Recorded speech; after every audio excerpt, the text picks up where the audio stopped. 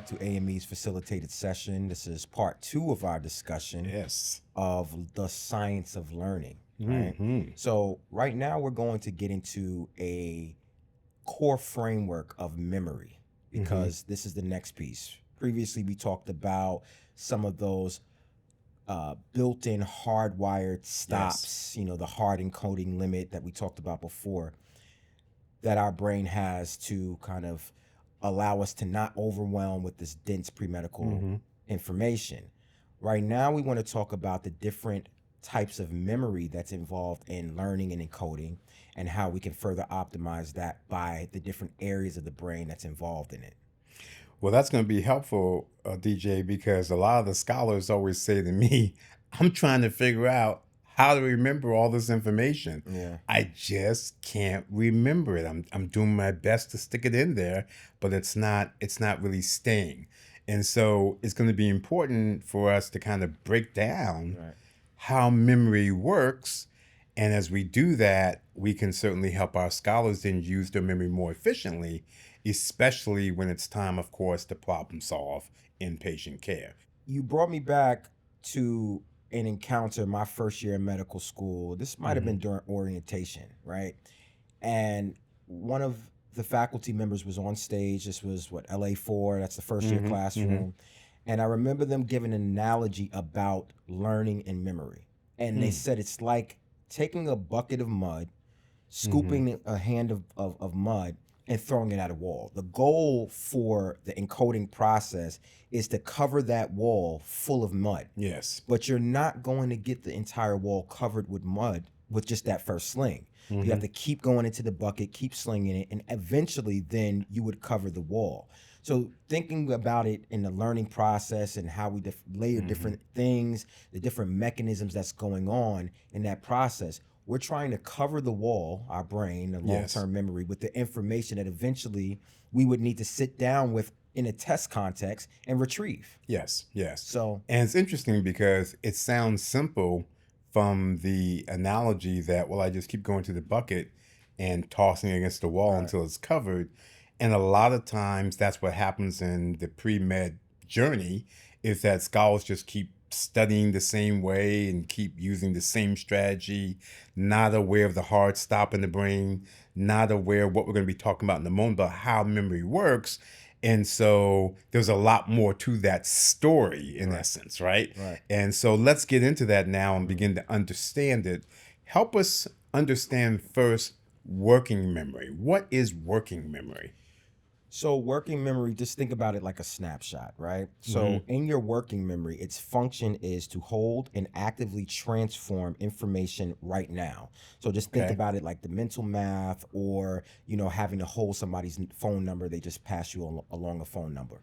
Now, the brain areas that's involved with this working memory is your prefrontal cortex and the parietal lobe. So that becomes very important to look at when we're talking about information. Now, just as a quick aside, when you're talking about these different types of memory, right?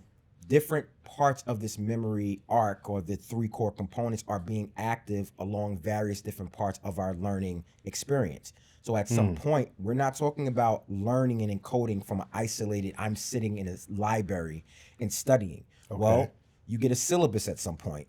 You look at the learning objectives at some point. You go to lecture and listen to your professor at a certain point. You have to be able to write notes in lecture, or when you're listening to the audio capture. Then you get to the library. So there's many steps that goes into this learning process, and in those various different components of the learning process, how are we optimizing different and using different areas of our memory? So right now we're talking about working memory, but that's kind of just like a quick aside to that. Well, that's a very important aside, because you're helping our scholars understand how it all comes together. Because a scholar might ask, okay, you just gave an explanation of working memory, which is taking information in a snapshot, and I'm holding it for that moment of a snapshot. Now, let me just ask you, just put a time on that. That snapshot of time is what? It's a few seconds, a minute.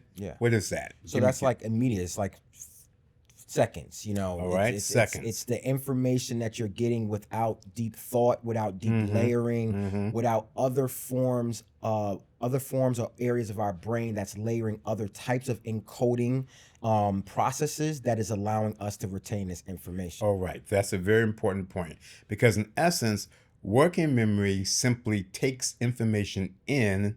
It's almost like a holding pattern, Right. and it's very brief. And there's a part of the brain that you just mentioned, or parts of the Prefrontal brain, cortex and right, parietal lobe. that help with us capturing a snapshot of information. Right. That's only the beginning. So that could be the beginning when I'm listening to the professor share information in lecture, but there's going to be something else that's going to happen after I take it in. Right. That could be the beginning when I first sit down to look at the learning objectives, Right. which are the areas of emphasis for a particular lecture that the professor wants me to understand. I initially take it in, but I have to do something else with that information. Right. So as we It's move, a zoomed out lens, exactly, so to very speak. zoomed out. So where I'm going with this is that, as you alluded to, we're going to be helping our scholars by the time we finish this series put everything together. Right. Because there's a strategy that we're going to use when we first take it in just for working memory. Right. We're going to optimize that. Right. Because later we have to do something else with that information. Right. This is important because sometimes we go through the motions. I just highlight, took it in, but I've done nothing with the information, but I'm expecting by highlighting it, somehow the information is going to stay there. That highlight will do something else with information, but how well will it help us encode it permanently? Encode it means store it in the brain, or will it just stay in working memory? And if I don't do enough other learning engagement strategies or learning activities, that information never gets permanently stored. Right. Right? It'll be lost. All right. So that's where we have those diminishing returns. So we want to have those strategies because, like you said, that working memory is that snapshot. It's that initial bit of information. It doesn't have a lot of layered detail in it, right? It's just what is the first impression. So we talk about highlighting. That's that busy work, but maybe not as productive work. Right? Yes. So you're allowing your brain to feel like you're learning. You're allowing your body to feel like you're encoding this information because, you know, and we'll talk more about this later. That reward pathway. You know, you see the highlights, so you've done something, but you've done something. It just wasn't stored. Exactly, was not stored. Right. Exactly. So, you know, not, you know, being aware of those pitfalls that can have our minds thinking that we have encoded this the right way, and then you get and sit down on that exam and you can't remember the information. Right. So this goes back to something we always say with our scholars, which is having the right information at the right time to make the right decision. There is a meaningful purpose for highlighting, Right. but we have to know where that purpose is in the learning process, in the science of learning. Right. And to think that at the working memory stage, when I just take the snapshot, that's helping me, that's not the optimal area where highlighting plays a role. Right. So maybe we'll bring the highlighting strategy back later as we continue to understand memory and figure out where it might be most helpful, right? So that the strategy we use actually makes sense. All right, let's move to the next level of memory. Talk to me about short-term memory. What is that? So short-term memory is kind of similar to working memory in the fact that it's a memory or a piece of knowledge stimuli that exist in the brain for a short duration of time. So Okay. where working memory is in the order of like seconds, short-term memory can be in the order of hours, days, you know, when you have these particular short-term memory process. Now, we'll go into strategies, of course, but this might be where that spaced repetition is to bring that from short-term to what we're going to talk about our third core memory aspect is. Well, for short-term memory, we're looking at the function, right? And it retains a small amount of detail. So a few words or a brief checklist without active mental manipulation. And the areas of the brain that's important for the short-term memory is the prefrontal cortex and the frontal lobes. Okay. So you had a key phrase in there, without active manipulation. Right. Does that phrase, if I had active manipulation, meaning I'm going to engage in some other learning strategy or activity to now begin to move that information from short-term memory somewhere else? Is that what happens when I do the active manipulation? Right. So Okay. we have these three core pillars of memory, right? Mm-hmm. The working, the short term, and then we will eventually get into long-term memory. Mm-hmm. But I kind of look at it in two separate pieces. That working memory and that short-term memory as a student, looking at it from a student lens, right? This is the stuff that you're doing in the preliminary phase of your study process, right? Yes. This is the outlining your syllabus. Again, Yes. this is the lecture captures. This is the reading notes.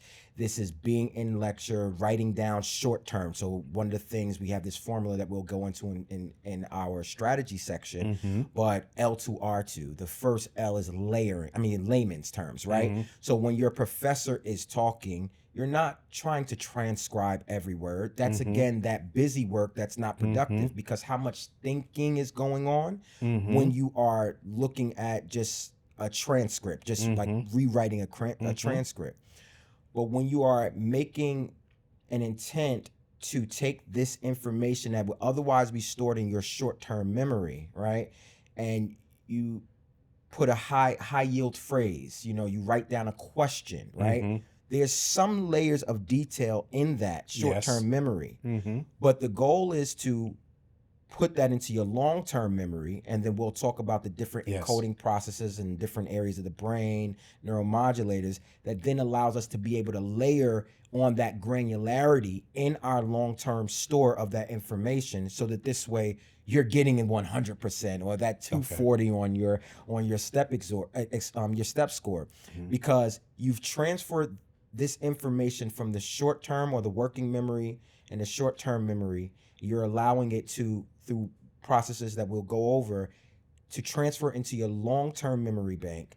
And thus then now you can do all the layering, but adding the granularity of the topic, of the subject, and understanding. This is where becoming a test question predictor comes into place, right? Because you're able to now manipulate this information in a circular way, because you understand the concept in and out.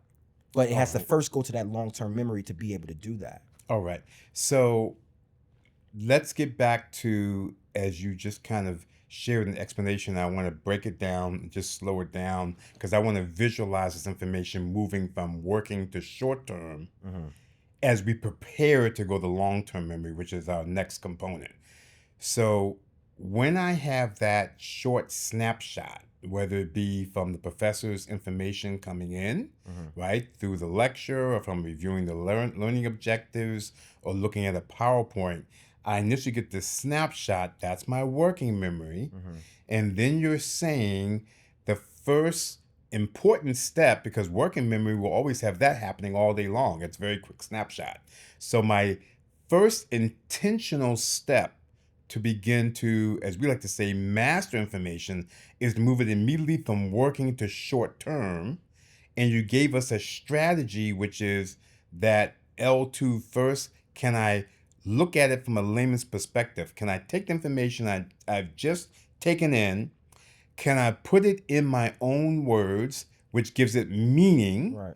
So that's now going to hold it now beyond that 15 to 20 second snapshot from working. So, oh, you want to do something with this. Right. So we hold it in short term, and by using our own understanding, then we may add another layer. So L2, layman's perspective, your own words, then layer it with some other information that may be meaningful to connect it. It could be, maybe there's a picture, a graphic the professor gave you. Maybe there's a video that was shown. Or maybe there's some other piece of information that connects with it very nicely, gives it purpose, another layer, if you will, of detail. And that's what short-term memory does. It says, oh, you want to hold this. Right. And you want to hold it for hours to days at Right. this point. Mhm. Now, scholars stay in our learning process because if we were reviewing a lecture in that given day, our goal by the end of that day is to Review that make sure lecture. it's strong review, excellent in the short-term memory, because we're beginning to prepare for it to go on long-term memory with a few other steps. But getting back to that strategy, I'm going to go right there. It's L2 and then, Well, you have the layering. Well, you have the right, with the layman's, layering, and then and the layering. layman's is first, and then the layering. Okay. So let me tell you why what you just said. You had a key word, and you said intent, Right. relevance, right? That comes from the detail. Mind you, working memory, it's not so much that it's absent of detail, but there's no meaning or significance to it, right? Just a snapshot. It's just a snapshot of information. a sequence of numbers and a phone number, or a packet yeah. of information around a particular concept. Today, that you have not yet gone into. Freshman students, today you learned in general biology Right. the lipid bilayer of the biological membrane. Right. It has no significance at first because you have not gone into that material. Okay. Right. So that snapshot of just kind of introducing, but when you go from that working memory to that short-term memory, that additional level of detail, that small level of detail gives you that relevance. It gives you the significance to then be able to do some of those encoding aspects that we'll talk about to get that into your long-term memory. And then we're layering, which is the L2. L1 would be layman's, right? Right. L2 would be layering, and then we have our relevance and our real estate. So we want to be able to go through those particular L2, R2 students. Right. And that brings it all together, right? And we'll go through that strategy we'll go through that again, later. but it was good to highlight it while we're in the memory section again, trying to help our scholars understand these go hand in hand when you are engaging in your study and learning process. And so let's move now to the third type of memory, which has some complexities to it, and that's long-term memory. So long-term memory. So think of this as permanent, right? And it's always funny, just before I get into breaking it down, like I told the student yesterday, I said, I still to this day remember some pharmacology based off of Sketchy Farm. So kudos to Sketchy Micro and Sketchy Farm. I know there's different series now, because looking at the symbols, remembering the story, remembering where certain things was in that particular sketch and going over it over and over again, and then practicing some of those epigenetic aspects of the learning and encoding aspect as well. These things are seared into my mind forever, you know? And so when you talk about long-term memory for function purposes, it stores complex events. So remember the layering. We had the detail from the short-term memory, but now we're adding the complexity of the detail. We're making more sense of the detail. Now we're able to manipulate the detail, right? Core facts and automated physical skills over extended periods. And the brain areas that's involved in long-term memory storage is the hippocampus, the amygdala, the cerebellum, and the neocortex. Interesting. So now you've given me 4 areas of the brain that are involved in long-term memory, which makes sense because now I'm beginning to understand, and I trust our scholars are too, that this, what we call encoding, which is the fancy word for storage in learning science, this encoding process does require multiple areas of the brain. So let's explore each part of the brain and see how we can understand it so that as we begin to put strategies with it for our learning, we can take advantage of that understanding. Let's talk about the first section of the brain. So the first thing that we named was the hippocampus, right? So hippocampus in the temporal lobe, right? And so keeping in mind, this is a very surface conversation, because if we got too deep in the weeds Yes. of the science and the neuroanatomy, we'd be here all day. So we're just kind of giving a brief understanding of the mechanisms Mm-hmm. behind learning and encoding, discussing it to a certain level of complexity, so you at least have the verbiage around what's going on and have the Correct. understanding and awareness that this is just not a fling it, do whatever, white knuckle through this process, that there are Brute actual force, right? brute force, that there's actual neural anatomy, neuromodulators, and different things that's going on. But to that respect, we understand that we have an audience of different levels of understanding, and so we're trying to give you some information about this, but we don't want to go too deep into the muds now. Right. And for those scholars who want to do the deep dive, that this is going to be their major, or they're pursuing some advanced competency in this area, you can hit up Dr. Jackson in the DM and he'd be more than happy to continue to have conversation with you. Absolutely. All right, Dr. Jackson. So let's talk about the hippocampus, because the hippocampus is something that we often mainly hear about when it comes to long-term memory and long-term memory storage. So as I explain to my students, you have to think about the hippocampus, which is the area in the brain, and transferring that information from that short-term memory and the epigenetics of our learning process, right? We talk about sleep. Sleep in the hippocampus is in partnership with each other, right? Because it is through that sleep process, and we talk about phase 1 of sleep, phase 2, phase 3, then REM sleep, right?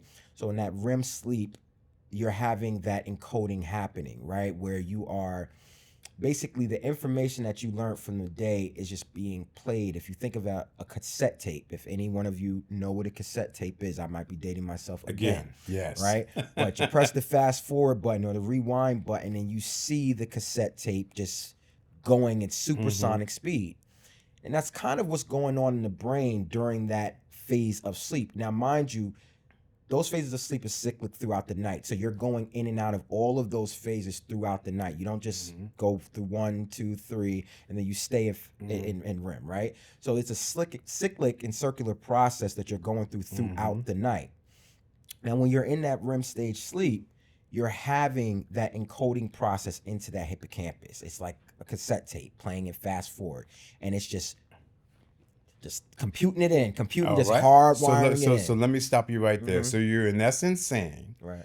that what we have put into the short-term memory, Right.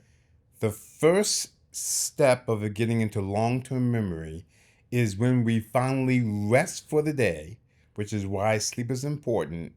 The brain has a process to transfer that information from short-term memory into long-term memory, starting with the hippocampus. It's actually storing it piece of information by piece of information and almost playing it over again and again to make sure it's storing it accurately. Would that be a fair statement? When we're talking about the hippocampus. For the hippocampus, remember, okay, that's only we one talked about part. 3 other That's parts correct. of the brain. That's why I want to slow it down. Yeah. That's only one part of what's involved In that in long-term. long-term memory. Right. All right.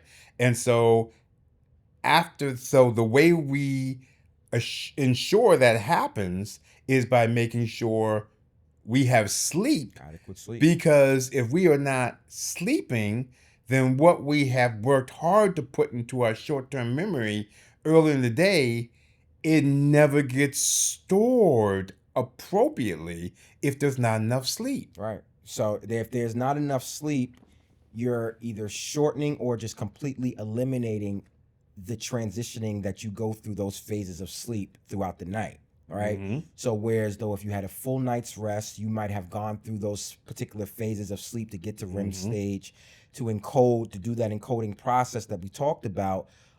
Let's just say 10, just using a figurative number, 10 times, right?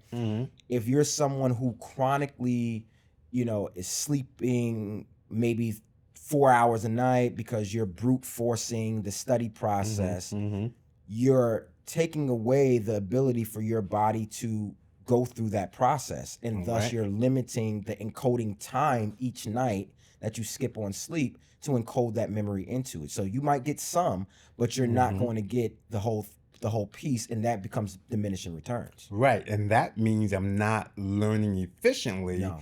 And that means the next day or 2 days from now, or 3 days from now, when I'm trying to retrieve the information from long-term memory, I'm saying, I'm frustrated. I don't know why I can't remember this.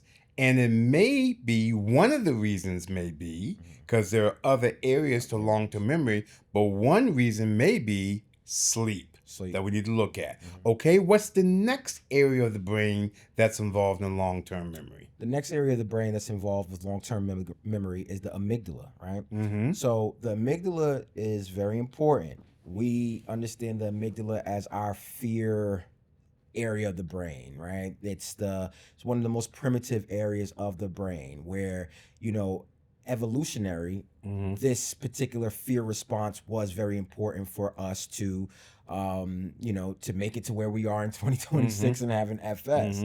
Well, from the standpoint of information and encoding, what it does is adds intense emotional meaning and salience markers to memories, enhancing memory retention. Okay. So if we're going back to that piece that you talked about, relevance, this is where that comes into to play. I recall one time I was sitting down studying, and I was studying with a classmate, and we was learning different autoimmune diseases, and we talked about Alport's disease, right? And I remember one of my classmates saying, "Oh, I know someone who had that," and talked about their particular symptoms and things of that nature. Now, I didn't know this person. I only heard the narrative from my classmate. But that relevance of connecting this information that I was looking at it in this very static and linear way from the textbook and the lectures to bringing that relevance of an actual real person, to this day, I'm able to tell that story and can tell you what Alport's is, the different symptoms, not only just from the narrative that was going on there, but pairing that and layering that with the information that I was reading and how it was stored in my memory bank gave more information for me to be able to hard encode it into my long-term memory. Right. So again, we see now an important opportunity for a learning strategy would be to connect, as we say, meaningful purpose and relevance to the information. And a lot of times our scholars will say, well, let's do that with general chemistry. How is learning the periodic table going to be meaningful to me? Or if I'm in physics, how is, understanding Newton's second law going to be meaningful to me? And as a coming attraction, especially for our scholars we just worked with who are starting their first year in the pre-med journey, we will find that it's meaningful because you will ultimately learn that periodic table and those elements you're learning about, when those elements become charged particles, they actually create electrical current within the body, and that may be how we have muscle contraction, or how we have the heart contraction.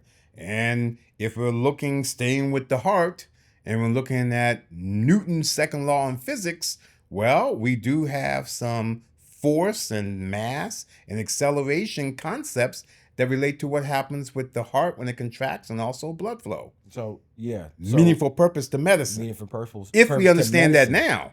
But that's to medicine. So we can do it that way, right? So I would tell people all the time, now I struggled in general chemistry a little bit, but physics just made sense to me. I did really well in physics. So I tell my students all the time, I'm like, just think about how fluids work in real life. Sure. When it rains and how water goes from certain areas of your block. If you lived in the area, I remember an area where, that floods a lot, right? And you just think about how fluids work. So that relevance to like some type of science or STEM or something in your environment right now that's real world to you, because you can connect it to what's real world to you right now in your environment. You can also connect it to your why, that's as we like to say, your which is the why I'm in the pre-med curriculum is because I aspire to ultimately become a physician. Exactly. So I could always look at every source of information as, how will this help me be a better doctor? How will learning history help me be a better doctor? Because there are certain skills and understanding any historical context that's important to medicine. Or you can relate to something that's meaningful for you right now in your own community. Maybe it's the history of your family. Right. Right? So either way, you're connecting meaningful purpose, and that second area of the brain, the amygdala, when you're able to attach meaningful purpose, that also helps with the storing or encoding of information to long-term memory. Right.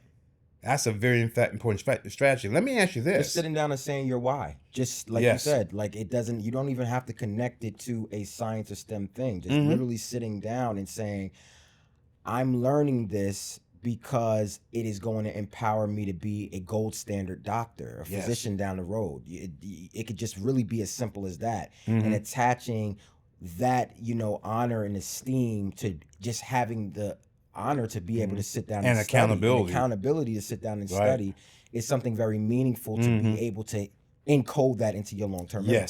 Yes, because that's a professionalism behavior that we've talked about in a previous facilitated session as well. And I want to go back to that earlier strategy now that we're halfway through long-term memory.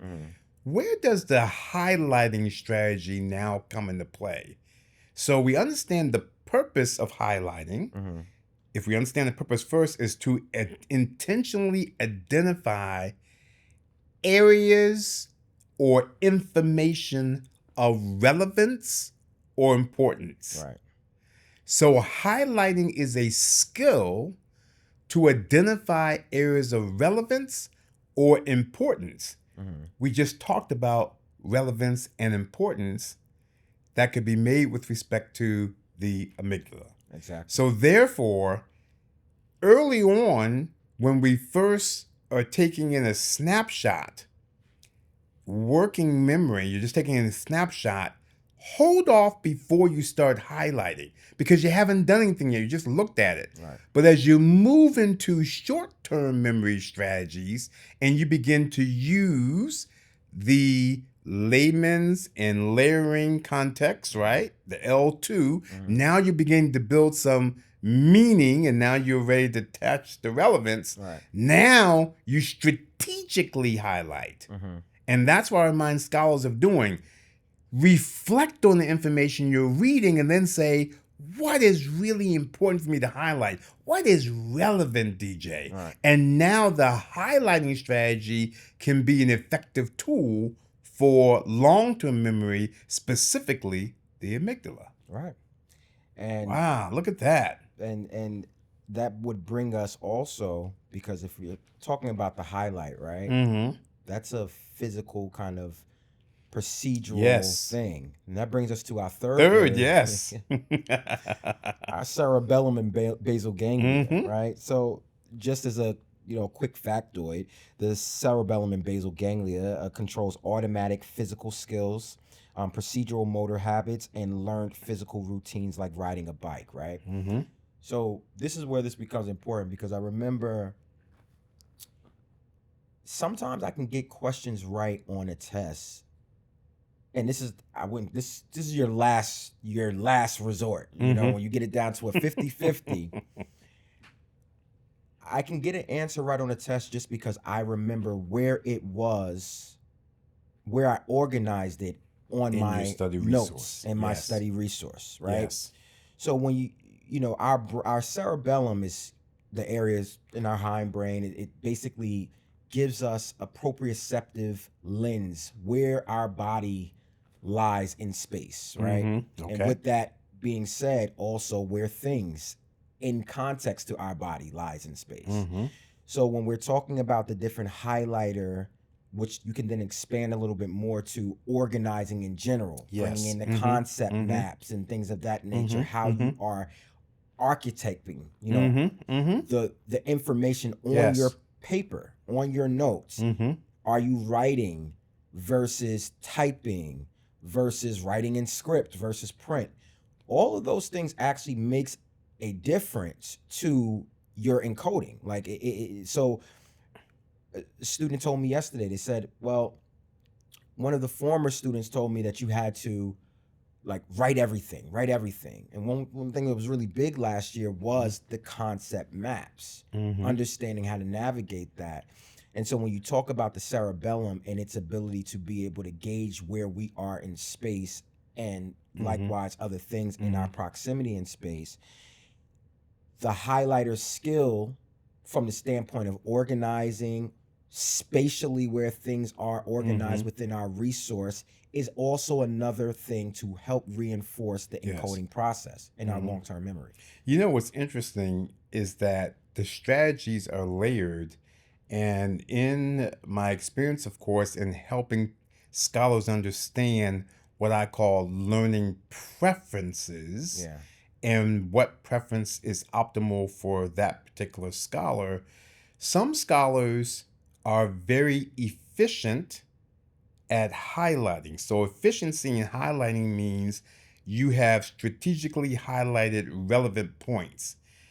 That strategy, when it's been done efficiently, as you said, the person sometimes will say, I can remember on the page where the highlights were, the architecture, as you were saying, and based on that, their brain zooms in on that information and retrieves it. Right. Other scholars, using a concept mapping strategy, it's a map and you place information in certain areas. Again, that positional sense, the cerebellum, right? And it's an architecture, so there's relative positioning, and they can say, I remember on my concept map, it was here in the upper right, linked to this, and the brain zooms in and retrieves it because that's the way it was originally stored when they were doing that particular learning strategy. The position in your resource is the relevance in and of itself. I know that I had diagnoses in the top left corner. I know I had contraindications in the middle of the sheet. So although I got it down to 50-50 and I'm unsure, but this word I saw in that section of my notes. So I'm going to just take a leap of faith and write that answer in because I'm unsure about the differentiating. But I would suggest to you it's not a leap of faith. It's actually a strategic decision based on how you've trained your memory to recall and then retrieve information based on that positional sense of how you stored it. And based on that, you use that retrieved information with a testing strategy to say, if it was in this section, this is therefore a diagnosis, and therefore this other word must be a contraindication. They're asking me for the diagnosis, so I will select this answer.